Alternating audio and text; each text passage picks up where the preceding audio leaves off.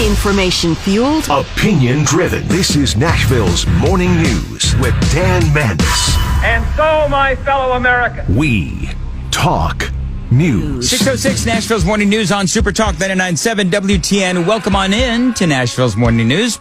Along with Joan Jones, Johnny B, Dan Mandis here indeed. And there's a lot I want to get to with our guest Hans von Spakovsky, who literally wrote the book on election integrity, former FEC chairman as well. I want to talk a little bit about what the accusations are. There's a lot of conversation regarding lawsuits Republicans have filed in the swing states of Pennsylvania, Michigan, and North Carolina that could impact overseas absentee ballots. This is a big deal. Republicans say there are loopholes that would allow ineligible people to vote. Some of the concerns being made by the Republicans that those overseas voters, meaning military and their families and expats, can vote without showing proper ID. They say that the way the laws are written, some expats could vote without ever actually living in that particular state. And another concern is that while military members are allowed to vote in their home state, their spouses or dependents need to have some additional scrutiny to ensure that they are voting in the state that they're supposed to be voting in. So there's a lot here, Hans. There's a lot here, and I just want to get an update from you on these lawsuits that the Republicans have leveled in the very important critical states of Pennsylvania, Michigan, and North Carolina. Yeah, it's important to understand that they are not trying to prevent members of the military and others from voting. What they're trying to do is make sure that the law is properly followed. And what we're talking about here, Dan, is, look, there's a federal law. The acronym for it is UACAVA. And what it does is it guarantees the right of a member of the military or his or her family who are overseas and American civilians who are overseas, like folks in the State Department.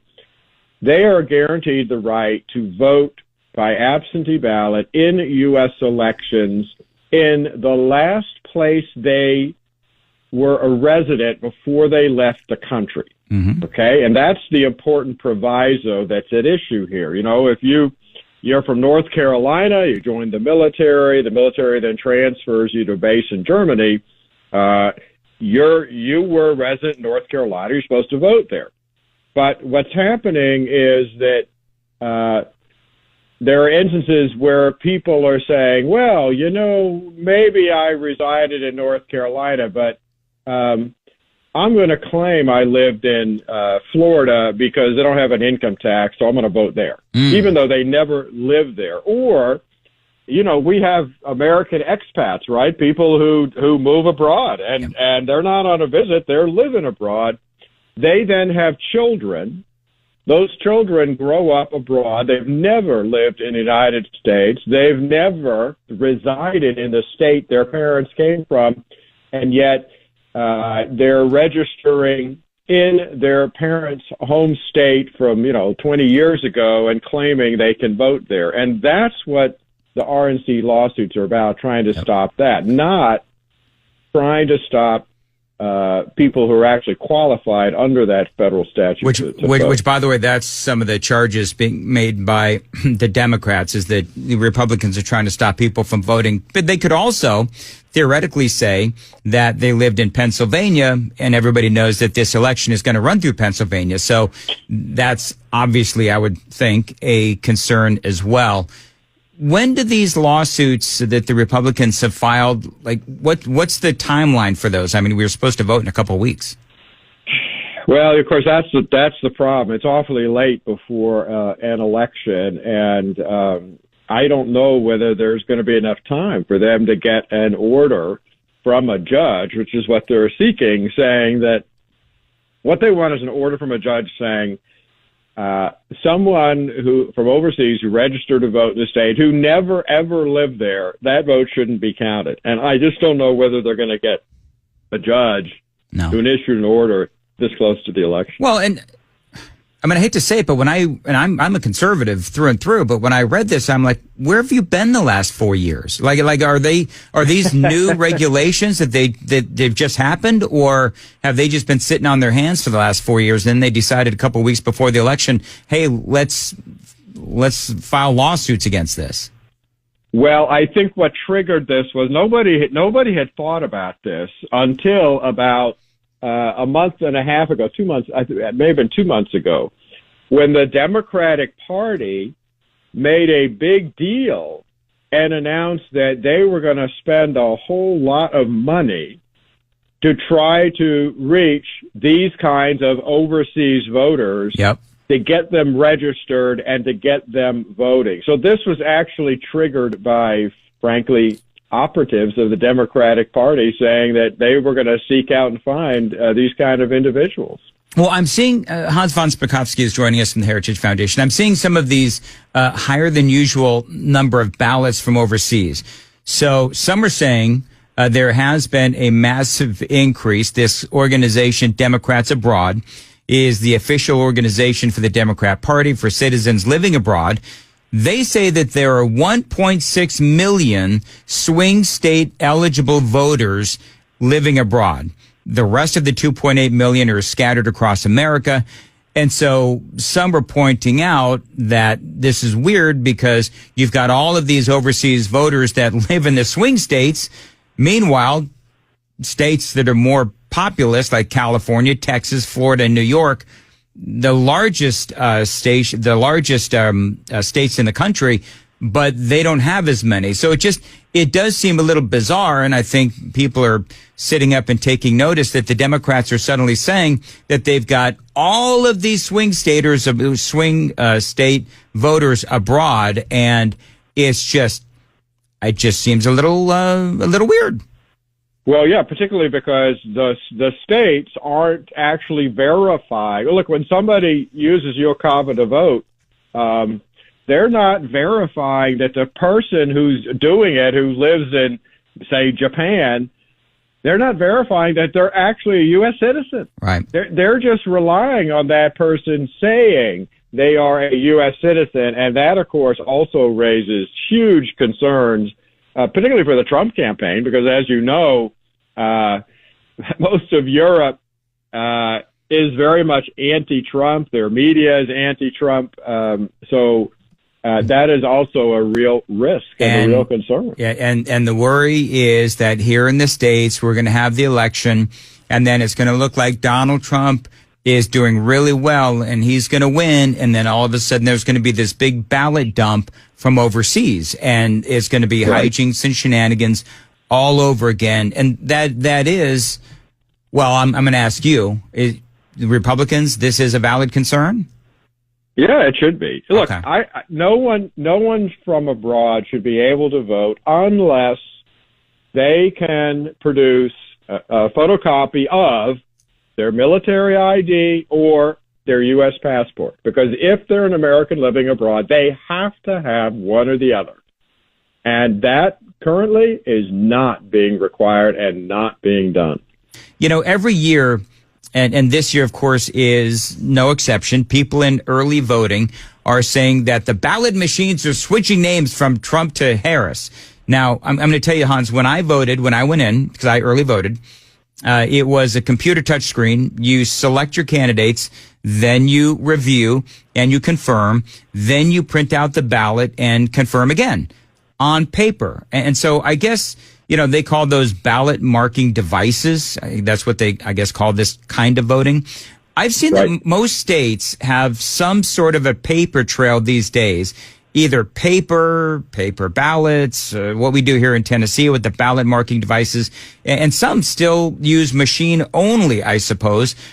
How many states are left that just do machine voting without any kind of a paper ballot to confirm your vote? Do we know? Well, almost nobody. I mean, that has pretty much disappeared. The last big state that was doing that was Georgia.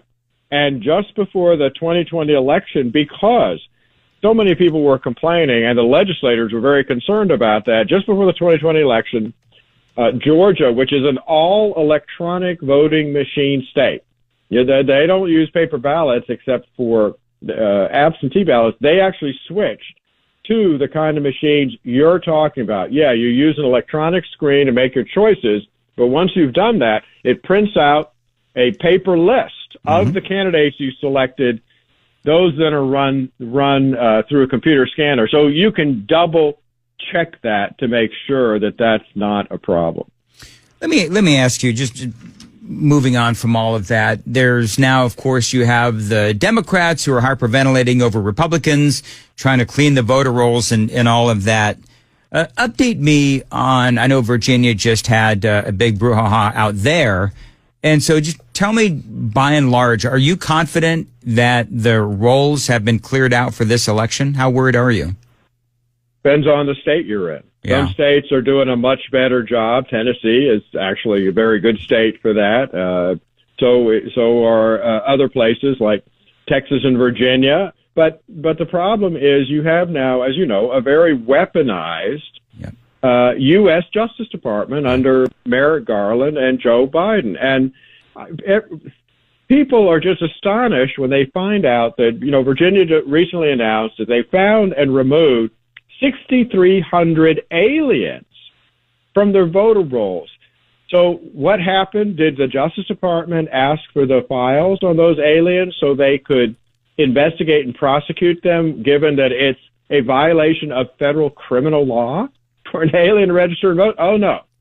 No, the Merrick Garland Justice Department sued them, claiming that they can't remove aliens from the voter rolls and have to keep them on. I don't understand.